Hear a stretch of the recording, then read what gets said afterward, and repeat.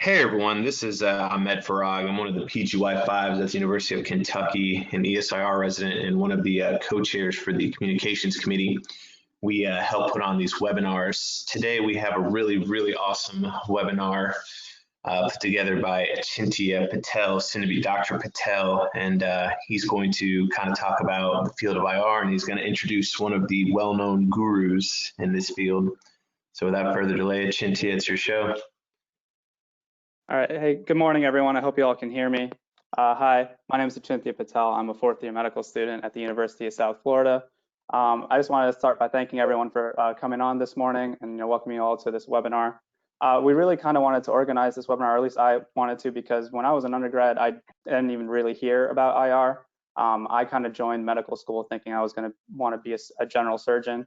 And then as I kind of got into my first and second years of IR or of med school, I kind of heard about IR, but I didn't really know too much about it.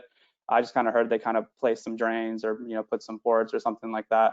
And it wasn't until I kind of got into closer to my clinical years of like third year of med school that I kind of IR seemed to be everywhere, and they were doing all these kind of crazy procedures. And so I finally got to shadow and kind of see what they were really all about.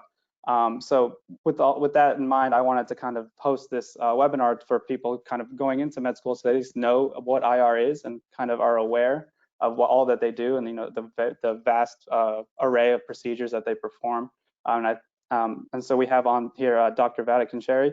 He is the program director of Kaiser Permanente's interventional radiology program, and he has graciously agreed to talk to you all about what IR is exactly, what it kind of entails, what we all do, and hopefully you all find this intriguing and you learn a lot from this. And we want this to be as interactive of a session as possible, so you can feel free to post questions in the chat or post questions, and we'll try and answer them throughout the session. So without that, Dr. V, I'm handing it over to you. Yeah, thanks, Achintya. And thanks, Ahmed, for setting all this up, Achintya. Yeah, so this is, can you hear me? Yes, we can hear you. Can you see my screen now? Not yet. Hold on 2 seconds, Dr. B. Will there we go. We should have control now. Okay, perfect. All right, can everyone see my screen now? Yeah, we can see him. All right, great. Yeah, so kind of like what Achintya said, I had no idea what interventional radiology is, and I was pretty confident I didn't want to do radiology, which is kind of coming into medical school. So when I heard about interventional radiology, I was just pretty sure I wasn't going to approach that. And similar to Achintya, I was pretty certain that I wanted to do something surgical, either neurosurgery or cardiac surgery or even general surgery. So that was kind of my thought process going into medical school. But lo and behold, when I learned more about this pretty new specialty, I got intrigued, and now I'm actually practicing it, and it's definitely continues to kind of blow my mind what I'm capable of doing. And even this week, what I did, it just kind of, sometimes I just can't have to pinch myself that I really did this in the human body in a minimally invasive fashion, and the patient just goes home that day or the next day with no more than a Band-Aid, which is, again, and the recovery is so fast. So I think that's what got me really excited.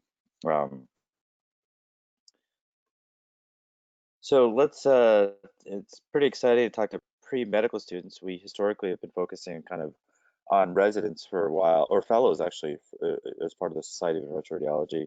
And then we changed our focus to residents, and now our focus has been on medical students, and now it's really exciting to finally get to the pre-medical students, biomedical engineers, because it's really important for you to learn about it now so you can kind of get involved in changing the specialty and getting into research and really transforming it, because it's a very innovative specialty that uses high advanced technology to do surgeries.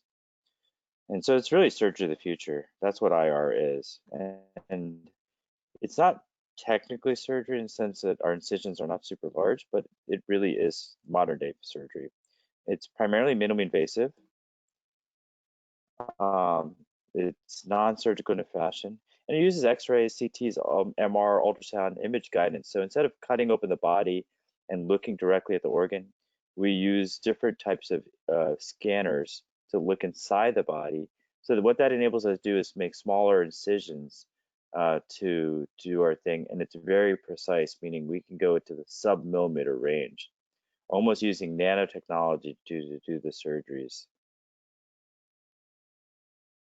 And so it's more similar to a video game in where you're looking at the TV or the screen as opposed to the your controller. So how did this field really kind of come about? Like why did radiologists kind of start this field instead of kind of surgeons? So if you look at even the history of surgery wasn't done by doctors initially. Surgery was done by barbers. And the reason why is the barbers had the tools to perform surgery. They had the blades to do the cutting. So they had the blades to do the amputations or the bloodletting or whatever needed to be done to take care of things. It was actually the barbers who had that.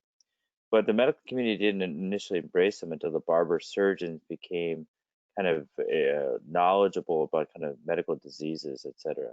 And so in a similar fashion, the field of interventional radiology kind of started kind of somewhere during the 1950s when this Swedish radiologist Seldinger published this kind of landmark article in Acta Radiology, where you basically, instead of cutting down on an artery to expose it and to get into it, through the skin you could poke a needle that was hollow, throw a wire in that needle, and then throw a catheter, and using that artery in the femoral artery in the hip, it was a highway to the whole body.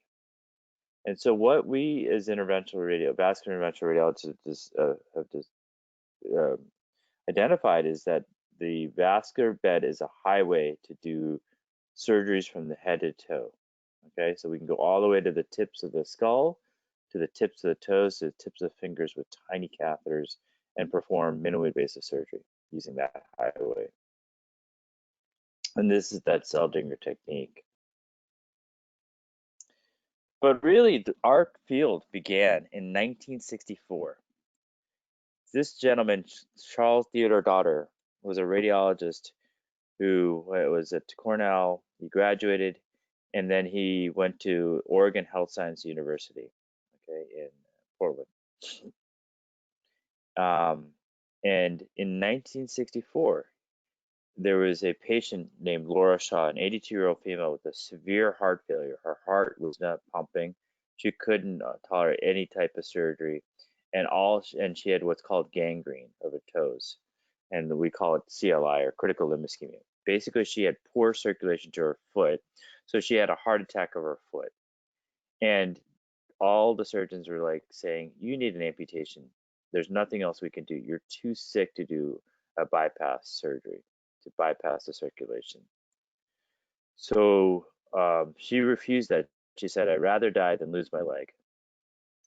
And in 1964, Charles Theodore Daughter figured out using these dilators in the far right to open up this blockage in the thigh artery. And by opening up this blockage, kind of like a rotor-rooter of sorts, he saved her leg. And so her gangrene, which is this black dead tissue, was resolved and healed. So she lived with her foot, normal foot. And this was 5 months after this kind of historic surgery using interventional radiology techniques. So the field of medicine will never be the same after that historic day in 1964, where Charles' daughter saved her leg. And this is Laura Shaw looking at her own procedure x-rays.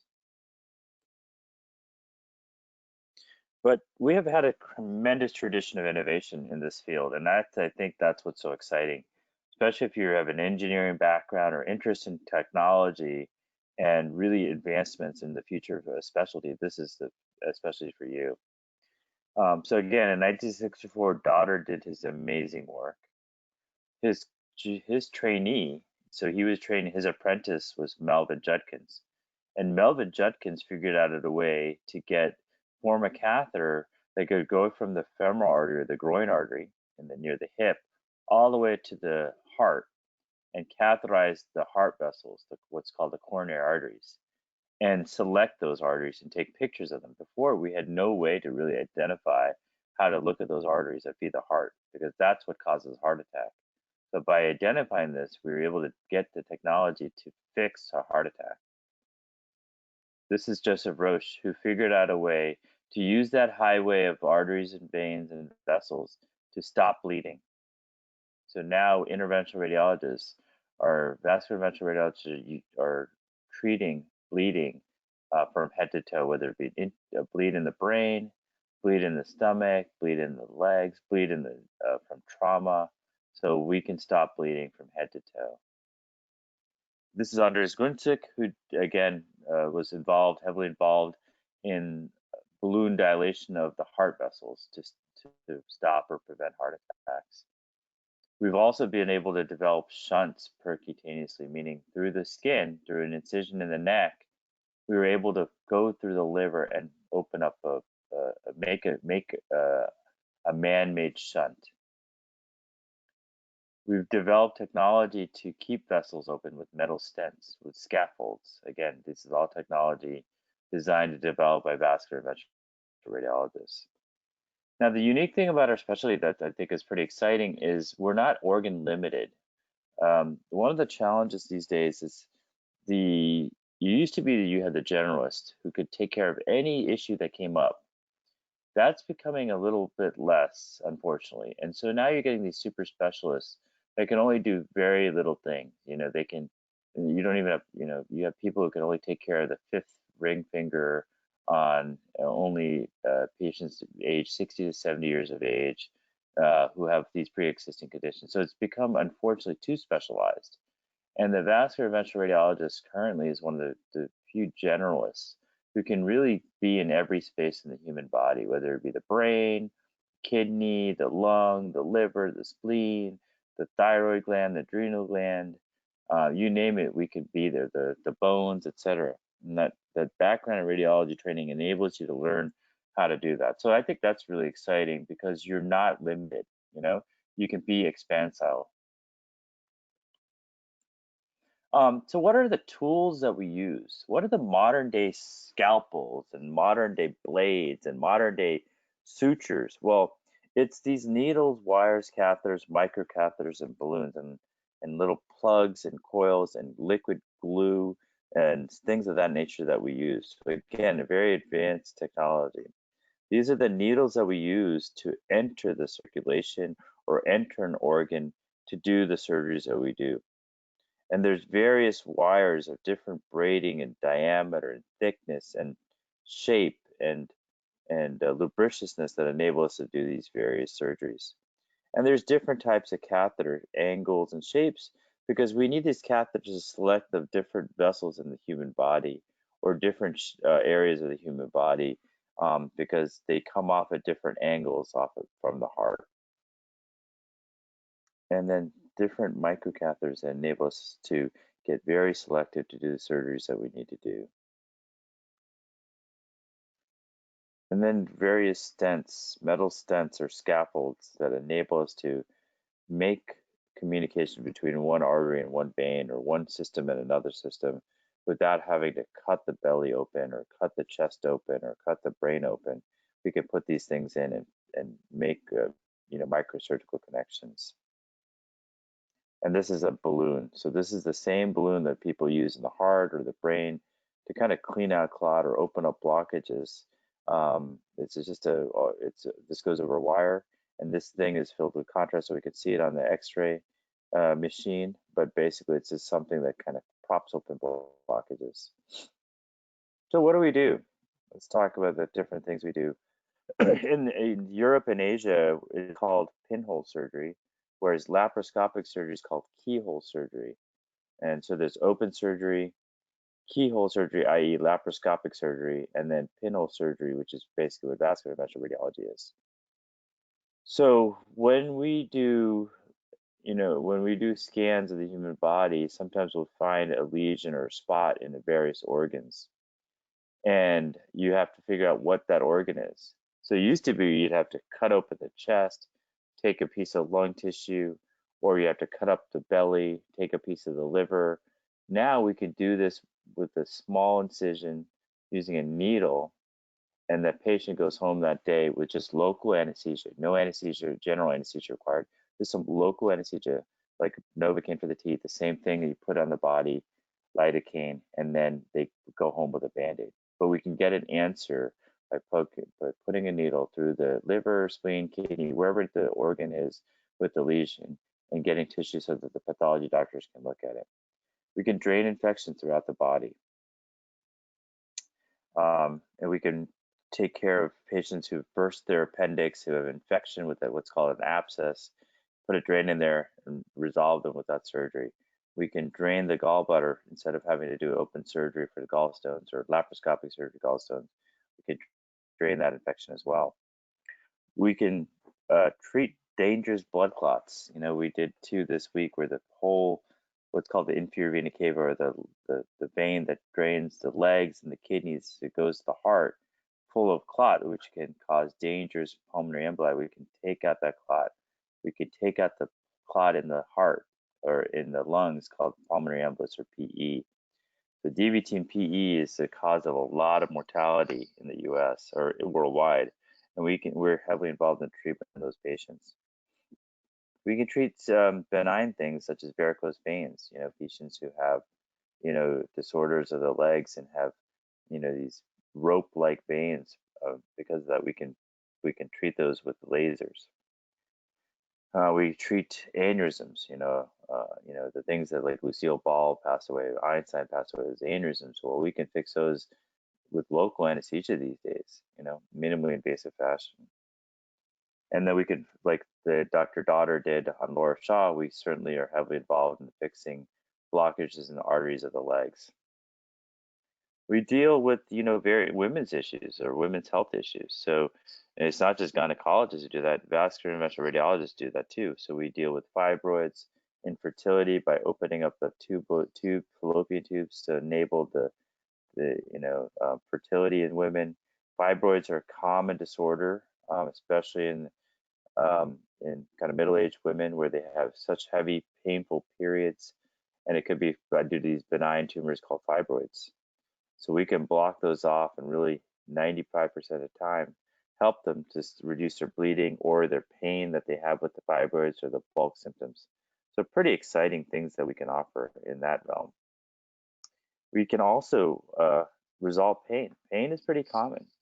You know, patients, you may have it, your family members may have it, your grandparents may have it.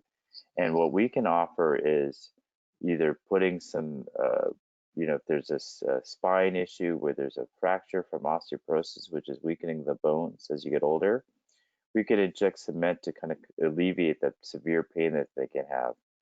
We're finding treatments to treat knee arthritis, hip arthritis. We can also start to do orthopedic surgical procedures by fixating fractures of the pelvis and other organs or other bones. So much overlap of what we do with various specialties.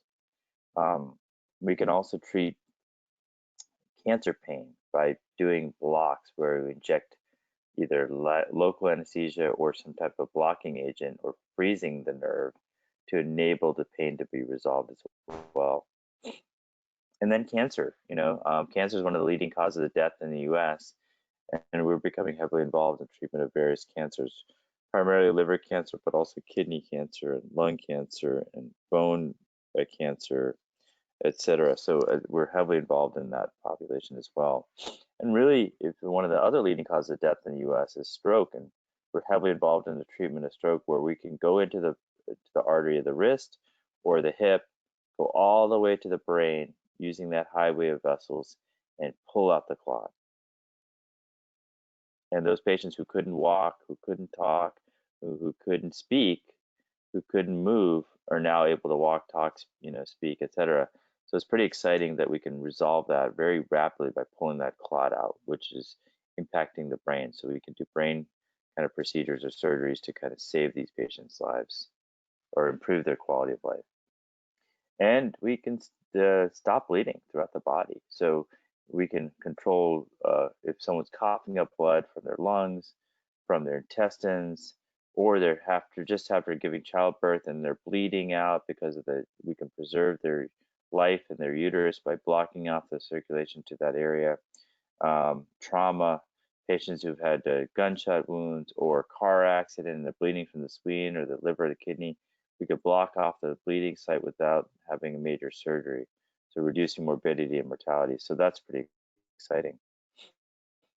This is an example of a fracture. This is the spine. This is the vertebral bodies. So this is your backbone, basically. And so we can get into that backbone that can get compressed and see it should be like a rectangle. And here it's compressed. It's like a wedge-shaped deformity.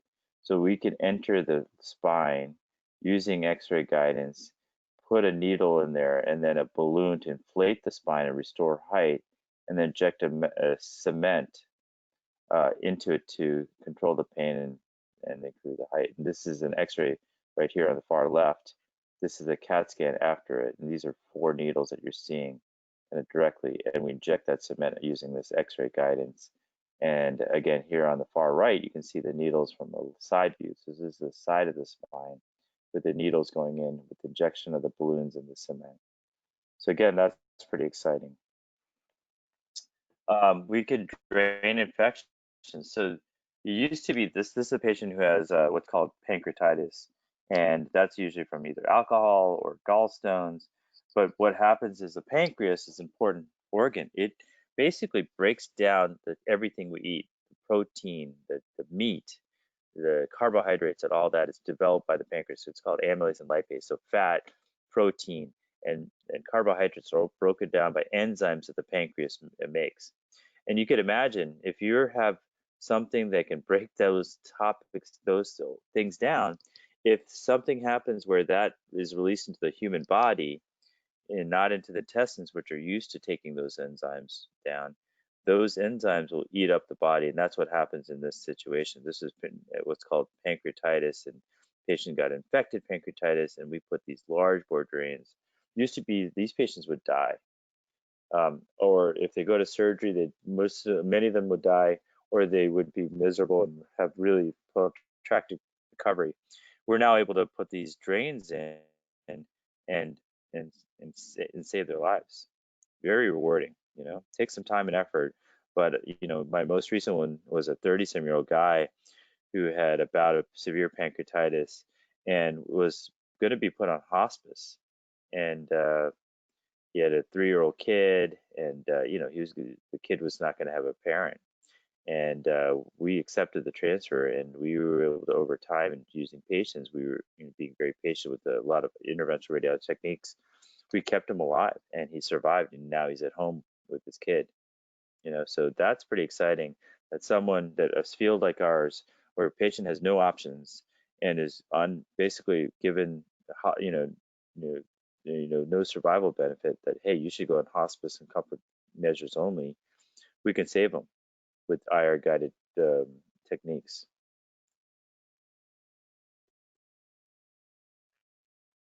And this is just one of many stories. I'll tell you about this patient I had who had a rare disorder called papillomatosis. So she had hundreds of surgeries, like with lasers and stuff, since she was the age of 8.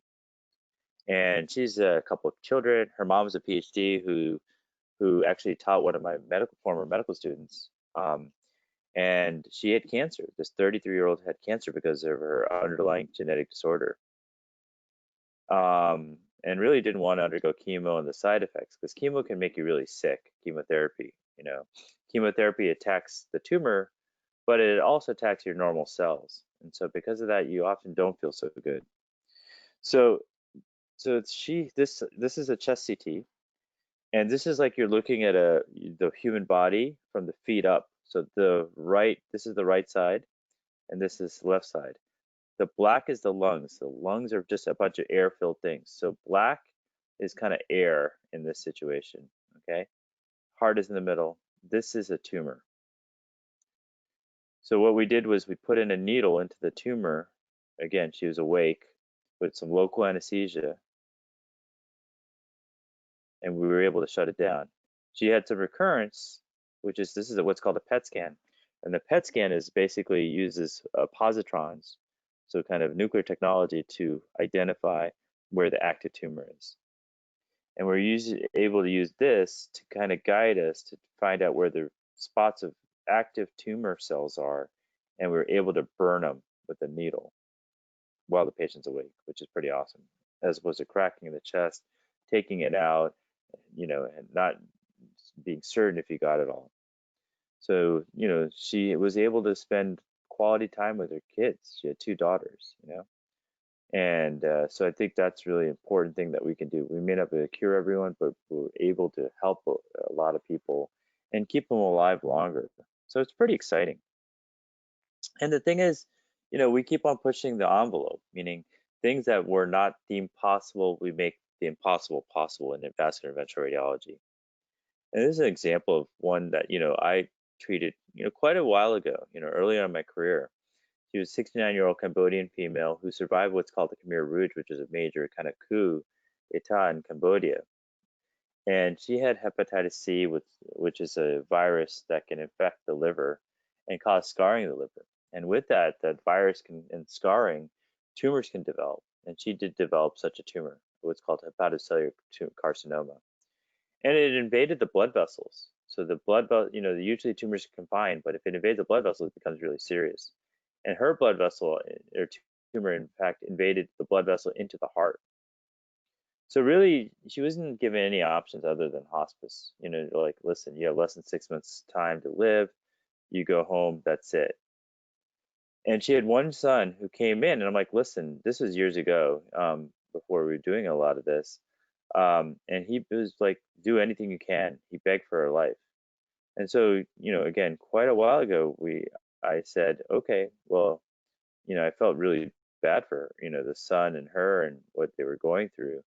And, this is again, looking from the feet up, the black is the lungs. This is the liver with a big tumor. And the heart is this white thing on the far left. And this is the aorta. So this is, again, what's called a CAT scan, which is a computer-aided tomography, where we really help us to decide to treat patients. So here again is the cancer here, this big thing here near the heart. And this is it invading into the big vessels. So we go using that highway, we enter the artery in the near the groin, near the hip, go all the way up into the liver artery and inject chemo and blocking agents. And over multiple therapies, we were able to shrink her tumor down and kind of kill the whole thing. And the tumor that was invading into the heart was shrunk down to nothing. And she essentially lived another 6 years, 6 or 7 years, and didn't die from cancer, died from her cirrhosis or liver disease, but not from her cancer. So again, this is the kind of stuff that we can do by kind of pushing the envelope and offering therapy when no one else has any options. So again, no option patients come to interventionalists and we can fix them. We can even cure them. And so this is kind of the beads or particles that we use to inject right into the tumor circulation.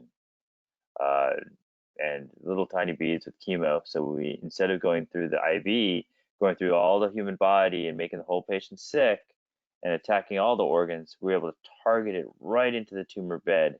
And so they don't get as sick from the chemo or the radiation, because we can target it very precisely. These are aneurysms. So this is where the heart is, and this is the big vessel that comes off the heart called the aorta. And the aorta extends from the chest down to the pelvis or to the hips, essentially. And what an aneurysm is, it's like taking a balloon and inflating it. The walls get thin and weak, and at some point the pressure gets so big that it bursts.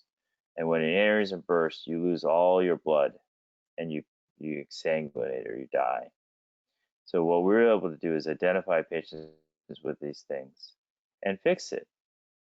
Used to be you'd have to have an incision, crack open the chest, do open heart, or have an incision from the kind of the bottom of your chest all the way down to your pelvis. So big midline incision to expose the aorta and fix it. Now we can do small little incisions in the arteries in the hip and go up and fix it. And this is one of my patients who had a ruptured, what's called iliac artery aneurysm, and all of this is blood in the belly, all this stuff here. And what we were able to do is using x-rays and gas, this is carbon dioxide gas to take pictures because her kidneys are a little bit poorly functioning. Got a catheter around, blocked off one of the arteries, and put what's called a stent graft, which is a metal graft or metal column with the fabric around it to keep the blood in that fabric graft as opposed to going into the leaking area. So again, here's the graft being placed, and here is the pictures of the CAT scan. This is now looking straight at the patient, with this being the left, this being the right, and this is the graft with no more leakage outside of the aorta. So it's pretty exciting that we could fix these in a minimally invasive fashion. And this is the incision. It's smaller than my pinky. It used to be an incision that was a foot or so long, Now we can make it into an inch. And the patient can be awake nowadays when we fix this as opposed to under general anesthesia. So tremendous transformation in how you fix a problem.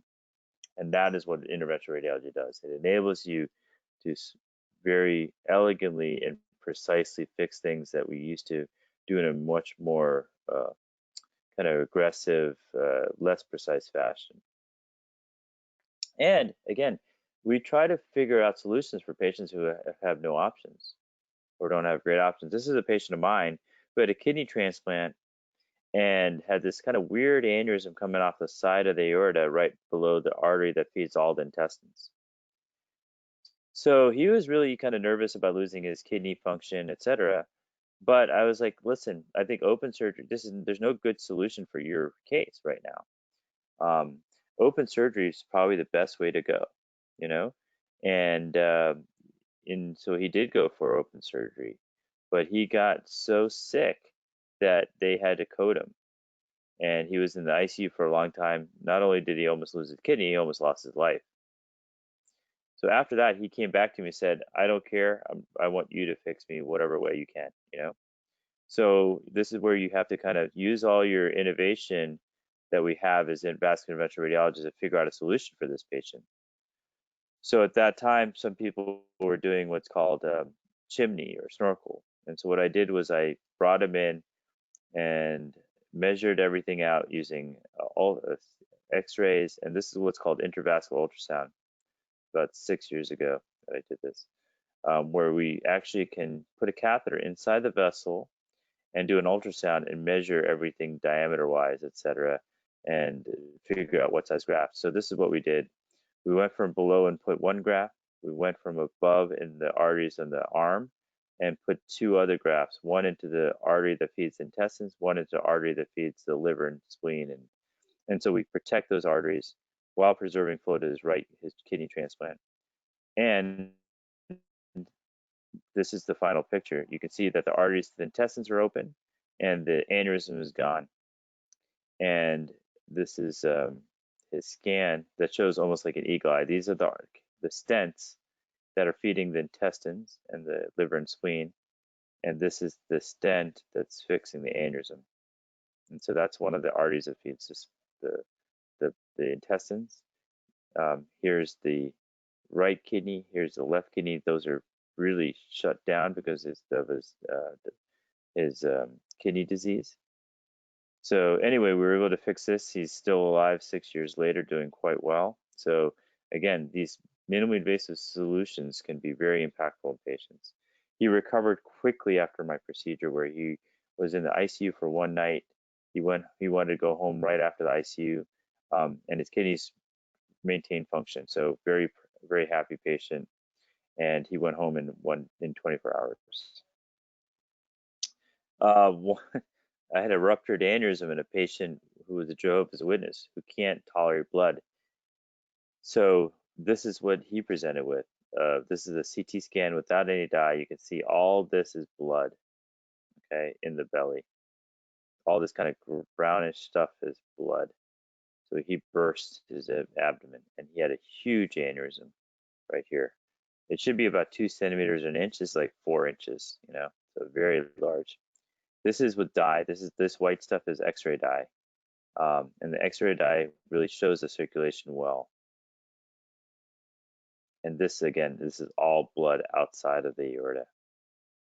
So Jehovah's Witnesses do not accept blood products. So it's very tenuous. He had lost 2/3 of his blood from his body.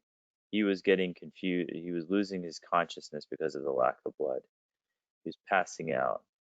So we took him emergently to the vascular interventional radiology suites at LAMC. And what we did was we wanted to stop the bleeding. So we got a sheath in and put a balloon so that the blood cannot go through the hole in the aorta. The patient's awake while we're doing this, because if we have to put him under anesthesia, his pressure will go low and he will code and he won't survive. So we had to do this awake in order to keep him alive. So we get catheters from both sides. We put up the balloon so the blood can't go through the hole. The patient's feeling tremendous amount of pain, and that's why his hand is here pointing towards where the rupture essentially is, because he's having severe pain and is in the midst of losing his consciousness. But we were able to stabilize him with that balloon, and we put this metal stent in, which enabled us to fix his aneurysm. And now the circulation is going through this stent graft, this graft, this metal column with the cloth around it. So now the circulation goes through this instead of through the hole. So we fixed the aneurysm from the inside, not the outside in, from the inside out. And this is a scan. Hey, Dr. V, we have a question. And this is yeah. Someone wants please. to know, where does the blood go when the aneurysm bursts that causes the loss of consciousness? Yeah, so the blood goes into the belly. And so the belly starts to fill up, the back, the muscles fill up with blood. And so it's contained inside the belly, So it just leaks into the body, but it's within the body, but it's not in the tubing. So if the blood leaves the tubing, then it doesn't get to go to the brain. It doesn't get to go to the heart. It doesn't get to go to the kidney. So all those organs start to suffer. And when it doesn't go to the brain, you lose consciousness, you pass out. Great question. But we're able to keep the blood inside, and we fixed his aneurysm. And I see he and his wife, on a yearly basis. And his hemoglobin, again, dropped down to 5. And normal is 15. So he had lost a lot of blood. Well, we can also kind of, fix aneurysms throughout the body. And we've had to modify some grafts, meaning we take a pre-existing graft that's available and we make modifications on it to fit the patient's circulation. So we can take different stents and suture them onto the graft, suture little hole, make holes in to fit the kidney arteries, because there's kidney arteries and intestinal arteries that come off of the aorta. And so to preserve the flow, we can't just put a graft. We have to maintain the flow to those arteries. And by putting these additional grafts, we're able to do that. And so what that entails is putting the stents in and then finding these holes that feed the intestinal arteries and putting grafts in there. Let's talk about this cool thing called the TIPS. So the TIPS procedure was kind of something that Joseph Roche from the Oregon Health Science University had started doing. And the reason why I did it is because, in an animal lab, is because, well, patients who have high cirrhosis get scarred livers. And so then the liver has what's called portal flow, which is intestinal circulations. Blood goes through the liver. But if the liver's scarred, the blood can't get through the liver to the heart. So it gets backed up. When it gets backed up, they develop what's called varices. And what varices are abnormal vessels that are thin-walled that can burst. And if they burst, they bleed out through the intestines. So through the rectum, they bleed out, or through the mouth, they bleed out. So what you need to do is drop that pressure in the liver.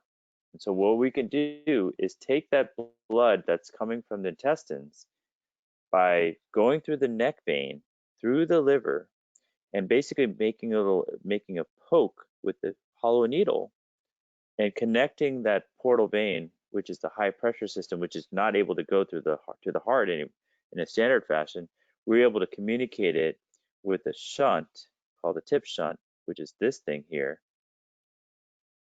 And then we balloon it. And now the flow goes from, instead of going backwards, it goes forwards to the heart. We could cure people of refractory bleeding. So that's pretty exciting. I mean, whoever thought of this is a genius, from Joseph Roche, Goetz, Richter, and Colapinto did the first stents. I mean, some amazing things that they did in the human. What Goetz, Richter is from Germany, Colapinto is from Canada, and they were able to, you know, kind of do this in human. And now we offer this service, and now it's just become more and more precise because you can use ultrasound to kind of guide the needle. Before we kind of do these kind of blind passes, but still think about this. We're not opening up the body in these sick people, and we're not making these surgical shunts. Now it's replaced surgical shunts. It's pretty awesome. I know USF or Achintia was one of the kind of a pretty high center for surgical shunts, and back in, you know, a couple of decades ago, but that's really fallen out of favor because this less invasive technique has really taken over. We can inject particles to kill tumors, whether they're benign or malignant. And this is beads. So this is these little tiny little things that are various micron size, maybe 300 micron or 100 micron, 500 micron. So tiny sub-millimeter particles that we can get a tiny catheter very far into these tumors and inject these little beads to block the circulation and kill them. And this is what it looks like. These little funny tortuous vessels are feeding fibroids in the uterus. And we drop the circulation. This is an MRI. This is the white is the bladder here and here. And you can see this uterus was really pushing on the bladder, so she had to frequently urinate. It can cause pain on the back because of pressure on the back when you're lying down. It can cause constipation because the rectum and the colon and intestines are right behind it. So what we're able to do, and it can cause bleeding because it's the mucosa in front of it can get ulcerated or injured. So what we're able to do is block the circulation to this, and you can see before and after where this thing goes away essentially, and we don't have to cut it out. The patient's awake with a little, leaves the hospital with a tiny Band-Aid in their hip. That's what's awesome, you know, and 90% of these patients are essentially cured of this problem. World of aneurysms in the brain. You know, these patients they have what's called the Berry aneurysm or intracranial aneurysms in the brain. These brain aneurysms, when they bleed, it can lead to mortality. They can die from it. So what we're able to do is identify these things using X-rays and CTs and angiograms. And this is an angiogram showing a little bleb. These are tiny. They're so subtle. But when they bleed, they cause mortality. What we're able to do is get into these aneurysms through the arteries in the wrist or the hip, again, that highway, and see this little blip, that's the aneurysm. That thing wreaks havoc on the human body when it bleeds. They die. You know, they herniate, they die. We're able to put these coils into this aneurysm even after rupture or unruptured, fix it. These little metal coils here, and then the aneurysm before and after is gone. Pretty cool. And this is an CT scan looking at the brain. You see this, it becomes like this white metal ball. So again, before and after. Now we're in the world of stroke. In 2015, there were 5 trials that showed the benefit of thrombectomy. So kind of like the heart attack, this is called brain attack. You lose 2 million neurons every minute you wait. So time is of essence to save the brain. And so what we do is we go through the artery. This is a patient that I was involved in the care of years ago, who basically had what's called locked-in syndrome, where he can process everything, but he can't move. He's locked. He can't move his legs or his feet. He can't eat. He can't do anything. So he was just kind of, you know, he's conscious of everything, but he can't respond. So it's a horrible way to go. And so what we were able to do is get a catheter from the hip artery all the way up the belly, through the chest, into the neck, into the brain, and get a catheter out there and pull out this clot. This is before on the far left where there's no flow to the brain. And the far right, after a couple of passes, we were able to get the flow to the brain. And he's able to walk and talk and eat and do everything. And here's a little tiny piece of clot that on the far right that's causing all this problem. So pretty crazy, you know, what we're able to accomplish and do. Dr. V, So another question. anyway, yeah. So someone's asking, how does the coil technique differ from clipping the aneurysm surgically? Yeah, very great question. So the clipping the aneurysm, you have to actually cut the scalp, cut the skull, cut the brain or expose the brain, find the artery under direct visualization, and clip the base of the aneurysm. We don't have to cut the skull. We don't even crack the brain. We are able to go through the arteries using that highway where all we leave with is a Band-Aid instead of a open skull surgery. So this is so minimally invasive. The open skull surgery, there's a lot of morbidity because you're injuring the nearby brain that you're pushing or pulling or even cutting. Here, we don't have any of that. We just kind of, we are so precise, we just get in and get out, just target that vessel. And so the highway that we have to do the surgery is so precise, and it's so minimally invasive compared to open surgery. And when you do open surgery, you know, they can injure, like I said, other areas of the brain as they're getting to the aneurysm to clip it.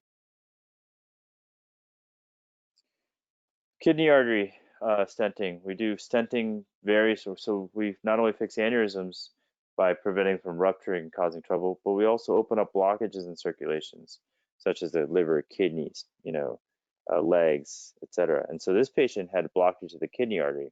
This is the narrowing here. This is the left kidney is already chronically blocked and it's already lost function. The right kidney is starting to lose function. Also, the kidney makes a hormone called renin, and what that does is raises blood pressure dramatically. So we were able to, so she was on multiple blood pressure medications, 5 medications for blood pressure at a young age. And what we were able to do is take a wire and a catheter, cross it. This is a wire, tiny wire, 1/4 of an inch, crossing the blockage, and we take a metal stent and we prop open that blockage and cure her of her hypertension. So her blood pressure is now normalized. And then we follow these patients in the office and subsequent to that on a yearly basis. And if they stent has some blockage, we do some touch-up work. This is a truck driver who presented with a cold, painful leg. And the reason why was he had an aneurysm in the back of his knee that was showering clot. And so he clotted his leg artery and was about to lose his leg. But what we were able to do is get into the artery, put a covered stent in to protect the aneurysm, and then drip some clot busting medication, what's called TPA, which dissolved the clot. And he was able to save his leg. Sometimes these patients, when they have blockages in the leg arteries, can't walk. They have such pain with walking because they don't have enough circulation. So we're able to open up the blockages, like kind of like a high, you know, like a plumber of the human body. Open up the blockages by getting through this thing using X-rays and CAT scans. Once we get through the blockage, this is us working from above and from below, and then ultimately snaring it. We get a wire through the blockage, working from both sides of the blockage, and then ultimately we put a metal stent in, and here now you have flow like you were born with. Inline flow to the leg. So now he can walk without any pain. So many different devices, and yeah, go ahead. Yeah, Dr. V, so we have 2 questions that kind of go hand in hand based on what we're talking about. So what are the risks of using these artery highways to get to the points of interest, and what are some complications of implementing stent grafts? Yeah, great. Both are great questions. So the risk of going to the arteries to the highway is the entry point mainly. So you can injure the artery that you enter, but luckily these devices and catheters we're using are pretty small. So they're a fraction of the size of the arteries that we enter. And so there can be injuries, but we have little devices that can close the holes that we make as well. But luckily it's like almost like a tiny pinhole. So it's like an IV of sorts. So that's the benefit. So certainly we can have a little injury, but we can usually fix them if we do get an injury. but the risk is much less than opening up the skull to do the surgeries that we do. As far as stent grafts, what are the risks? The risk of stent grafts, they can clot off. So we have to put them on some blood thinners for a certain period of time to prevent the body from attacking it and clotting it. So those are good questions, but we have the pharmacology agents to help us reduce those risks. Here is some of the other devices that we use, some that are still available, some that are not. So to remove clot. This is basically like an egg beater in the human body. One is over the wire. It's called the Transarterial device. And what it does is it spins at thousands and tens of thousands of RPM to macerate the thrombus or clot. This is a kind of a sinusoidal beater too. So we put an inflation balloon above and below the clot to keep it within the space. And then we spin this device and then suck out the clot. So various devices that we can use, and more growing as we speak, that enable us to do the surgeries that we want to do from minimally invasive fashion. Excuse me. So this is a patient who had what's called pancreatic cancer. And pancreatic cancer is a very deadly cancer. And they're prone to clotting because their blood gets thick from the cancer. And she, in fact, had clotted her leg or arm vein, and she was developing gangrene, venous gangrene or phlegmasia from it.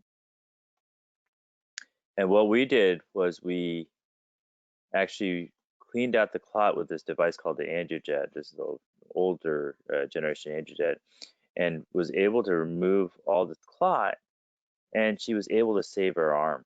So, I mean, even though pancreatic cancer has a horrible prognosis, we were able to help her by keeping her from losing her arm during the time that she had on. So we can help patients by maybe not curing them, but at least helping them palliate and live a better life, And then the crazy thing is, during this time now, we have treatments for pancreatic cancer that were unavailable that IR can offer. One is called what's IRE, which is irreversible electroporation. So it's a technique where we can cause cell death and kill pancreatic tumor cells by sticking needles in while preserving the ducts. So that's one thing, and we can downstage them to surgery or keep them alive longer.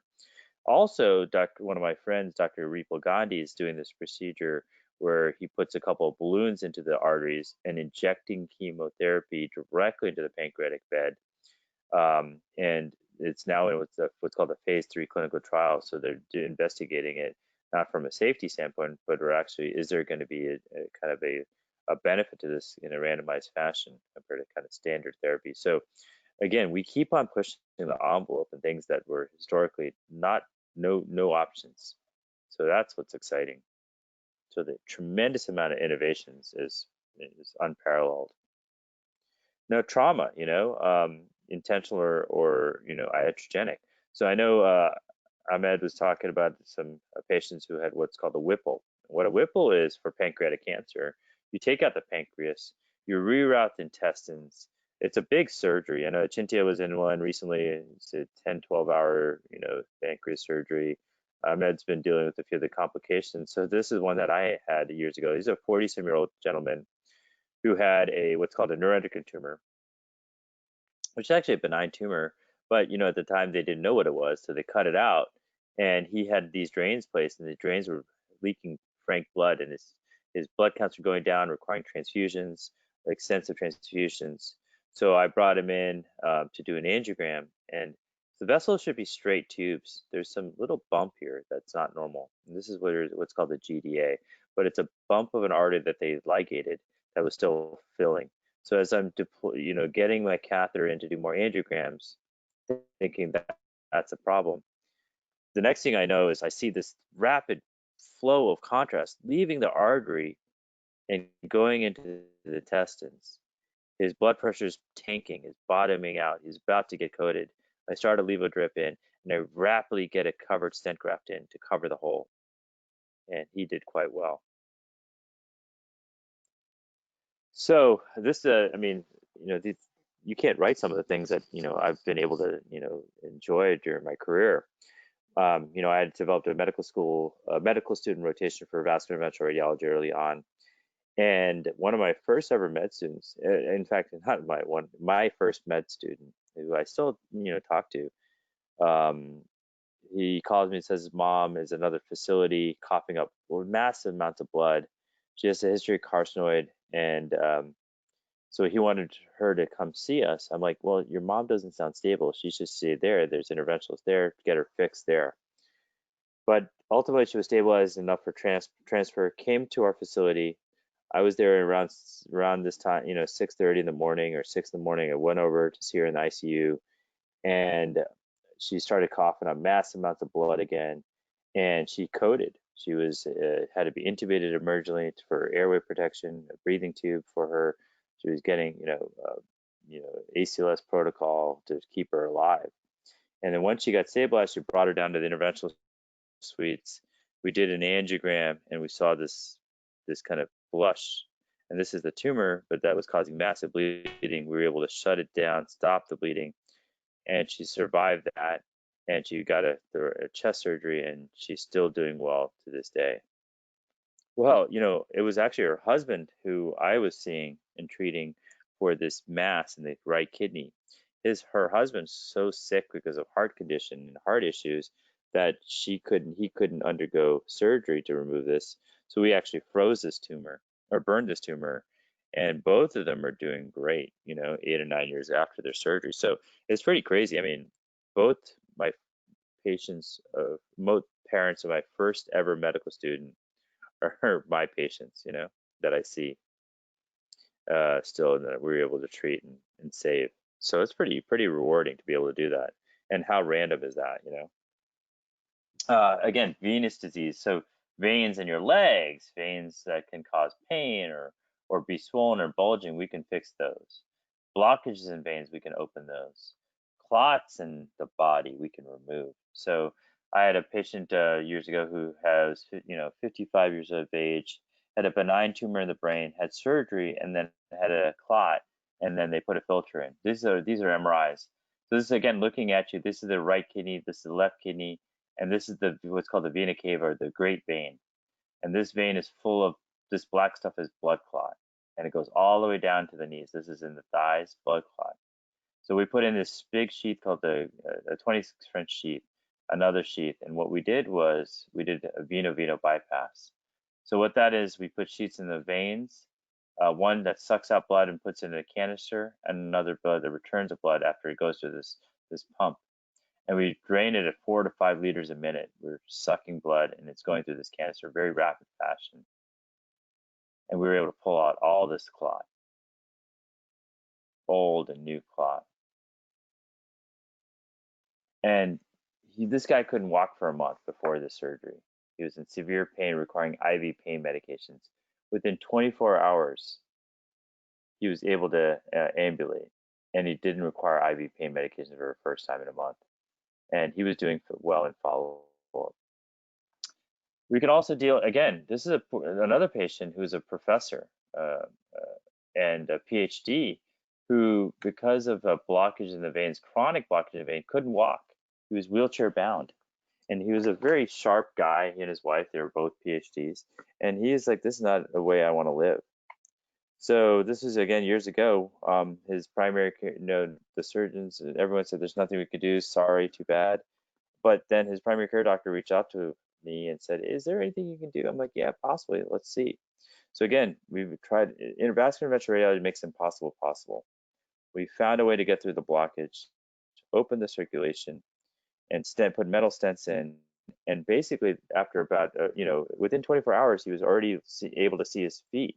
They were so swollen before he couldn't even see his toes. Now he could see his feet. Within a week or two, he was able to walk and ambulate and move and bicycle. So we regained his quality of life, which is pretty exciting. We also can remove foreign bodies. So this is a 57-year-old female who had high blood pressure, was obese, had a filter placed prior to her bariatric surgery. And basically she had some vague belly pain, but she had a fracture of the filter and it had gone to the heart. And this is what's called the right ventricle. So now you have this piece of metal, foreign body, that's in the heart that can perforate the heart and cause what's called tamponade, or basically sudden heart death, sudden cardiac death. So what we did was, you can barely see it. It's very hard to see. It's a tiny little line here in the heart. This is the heart here on the top of the diaphragm. And what we're able to do is, you can see it kind of bouncing around. It's hard to see, but we took a catheter from the groin vein, into the heart. So again, we were able to enter the heart without cutting the chest. And that's what their only other options. And it's hard to see, but you can, this little piece of metal, we were able to grab it, and boom, we were able to pull it through the tricuspid valve. Second, it'll come, boom, it releases. And this is this sharp, like it's like a pin. So you can imagine if this perforated the heart, it could be dangerous. So we're able to pull this thing out, and with a small band-aid in the groin vein. This is a kiddo who had a tumor called Wilms. It's a tumor of the kidney, and the catheter that he was getting the chemotherapy had broken and flew to the heart.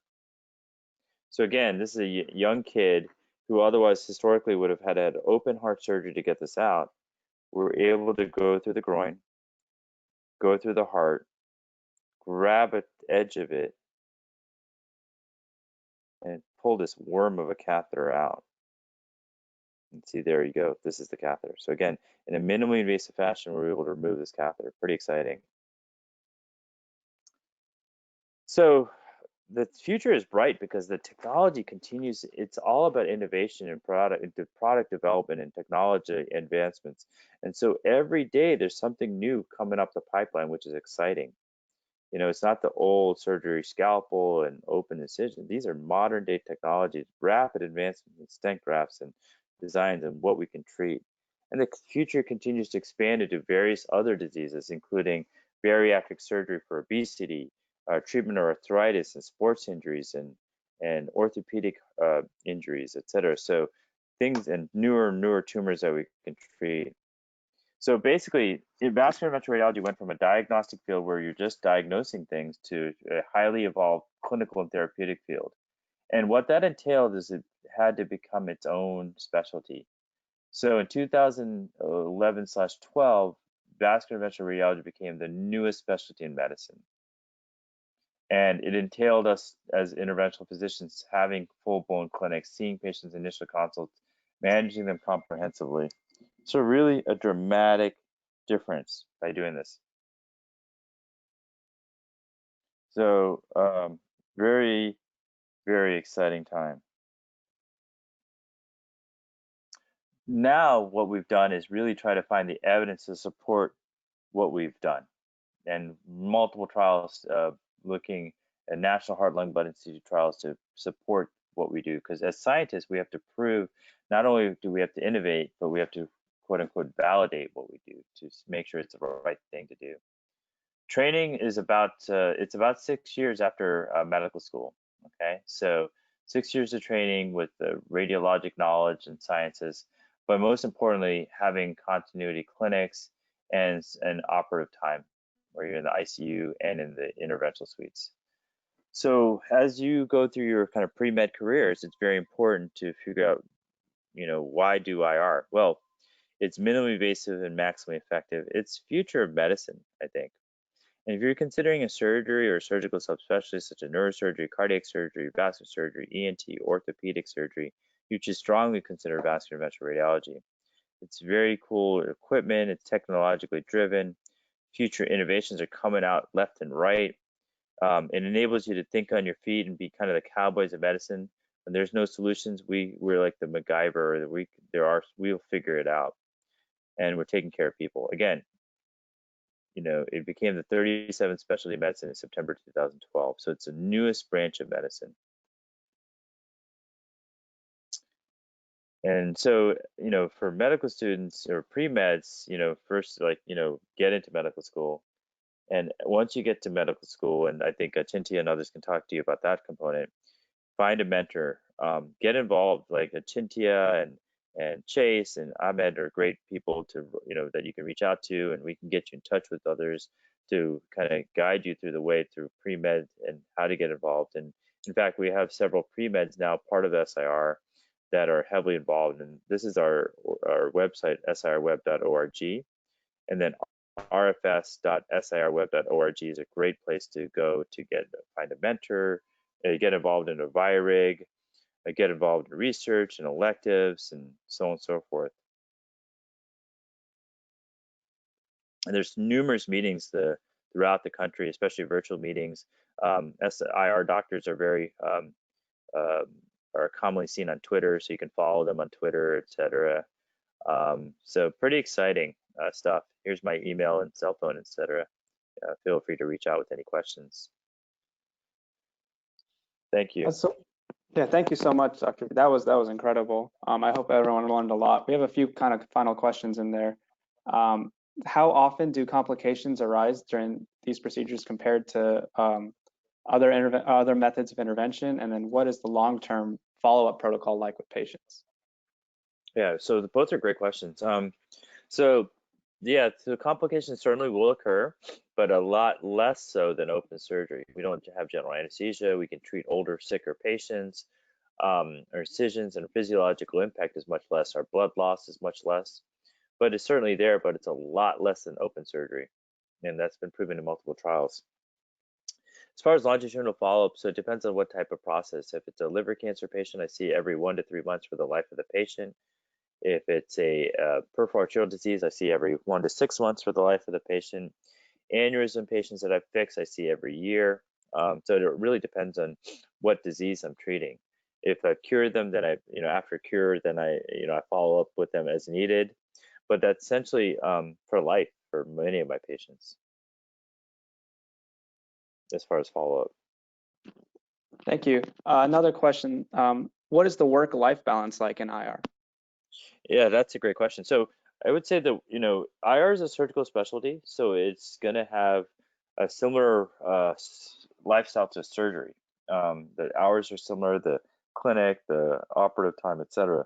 So, you have to make time for, life, but it is not as easy as if you have a pure clinic-based specialty. When you have procedure-based specialties, they're definitely more demanding than a non-clinic-based specialty, because you don't know how long your operative cases are going to go. You don't know if you're going to have a complication from your own patient, etc. So it does require a dedication. So medicine in general is definitely a sacrifice, and the procedural specialties are even more so. Thank you. Is AI used in IR at all? Not radiology, yes, but in IR, not yet, to the extent that it potentially could be. Maybe in the future we'll have robotics. Maybe in the future we'll have AI more incorporated, but not really yet. We're still trying to figure out where the niche is going to be for AI and IR or VIR. Thank you. How has COVID affected your daily workflow and overall case volume? Yeah, that's a great question. So I think in March, what we did was we really, because we were getting hit with a lot of COVID patients, really cut down our elective cases. And many of my patients were ill, older, so I really didn't want them to be exposed to COVID. And then as we had enough, personal protective equipment, PPEs, and enough testing, we started, and the flattening of the curve in our area, we started to open it up to more urgent cases, and then more, even now, some elective cases. So slowly but surely we started expanding. Now I'm pretty much down to full bore. The interesting thing is, instead of having a lot of in-office visits, in-person visits, we've started to use a lot of telehealth, meaning we're doing phone calls or video visits to talk to and see our patients. So that's a little bit different than we historically would have, all our clinics full with patients. Now, trying to social distance, so we only have limited number of patients coming to the office at a time. We have to sterilize the rooms after they come in and come out, and patients can't come in with their family members. So it's scary for patients too, because they can't have their family with them when we talk to them, or when we treat them. So they're kind of alone. So those are things that have been kind of challenging and unique in the COVID era. But also, the telehealth has kind of exploded, so it's made it easier for patients. They haven't had to commute, deal with the LA traffic, deal with finding a parking spot. They just pick up the phone and video in and whatnot. We're able to go over a lot with them in that way.